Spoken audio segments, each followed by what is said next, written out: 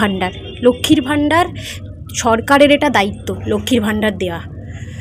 এই সরকার থাকলেও লক্ষ্মীর ভাণ্ডার মানুষ মহিলারা পাবেন এবং না থাকলেও মহিলারা পাবেন লক্ষ্মীর ভাণ্ডার, যে সরকারই আসুক না কেন লক্ষ্মীর ভাণ্ডার। কিন্তু আমাদের নিয়ে এলে আমরা 5,000 টাকা করে দেব।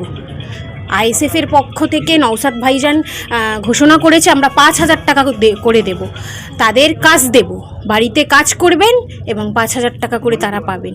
এটাই মানুষের কাছে বার্তা দেব। রুটি রুজির লড়াই চলবে এবং সকলের হাতে কাজ চাই, সকলের পেটে ভাত চাই, তাই খামচিহ্নে ভোট চাই।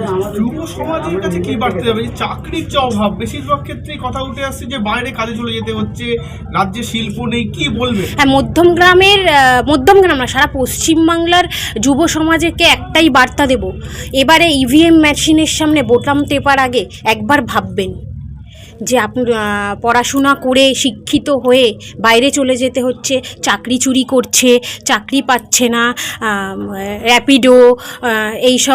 র্যাপিডো এসব করে মানুষকে জীবনযাপন করতে হচ্ছে, বিশেষ করে ছেলেদের।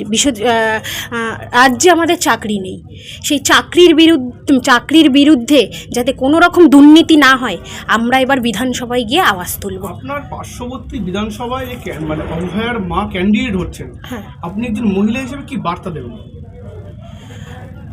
ওনার যেটা ভালো লেগেছেন, আমি এই বিষয়ে কথা বলবো না, ওনার যেটা ভালো লেগেছেন এবং ওনার পরিবার যেটা বুঝেছেন উনি দাঁড়িয়েছেন। আমি যে কথা বলছিলাম যে উনি বলছেন লড়াইয়ের জন্য, বিচারের জন্য, বিচার কেড়ে নেওয়ার জন্য আমি আজকে দাঁড়িয়েছি, এইটাকে কীভাবে বার্তা? তো বিচারের জন্য তো বামপন্থীরাও লড়াই করেছে, আইএসএফও লড়াই করেছে। আইএসএফ তো নওশাদ সিদ্দিকী ভাইজান তো এখনও পর্যন্ত অভয়ার স্মৃতিতে রক্তদান শিবির করেছে।